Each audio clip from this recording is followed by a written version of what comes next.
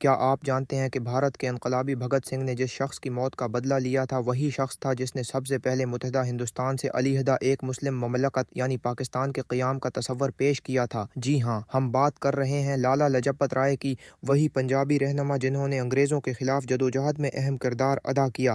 لالا لاجپت رائے 1855 میں پنجاب کے فرید کوٹ میں پیدا ہوئے۔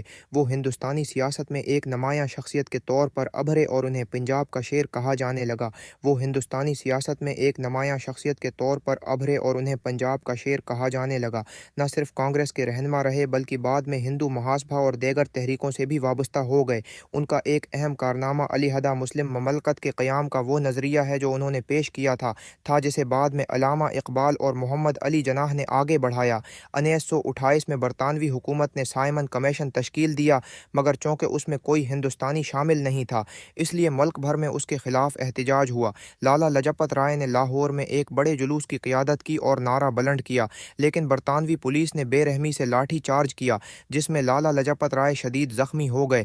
ان کا تاریخی جملہ آج بھی زندہ ہے: میرے جسم پر پڑنے والی ہر لاٹھی برطانوی سامراج کے تابوت میں آخری کیل ثابت ہوگی۔ اس حملے کے چند دن بعد 17 نومبر 1928 کو لالا لاجپت رائے زخموں کی تاب نہ لاتے ہوئے دنیا سے رخصت ہو گئے۔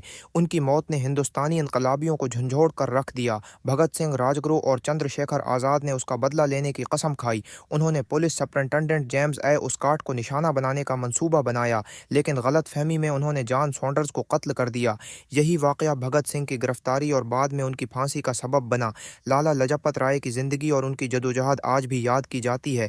ان کے پیش کردہ علیحدہ مسلم مملکت کے تصور کو بعد میں مسلم لیگ نے اپنا نصب العین بنایا اور 1960 میں پاکستان وجود میں آیا۔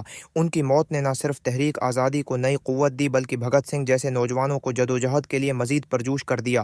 تو دوستو، تاریخ کے ایسے ہی انوکھے واقعات کو جاننے کے لیے ہمارے چینل کو سبسکرائب کریں اور کمنٹس میں اپنی رائے کا اظہار کریں۔ ملتے ہیں اگلی کہانی میں، تب تک کے لیے اللہ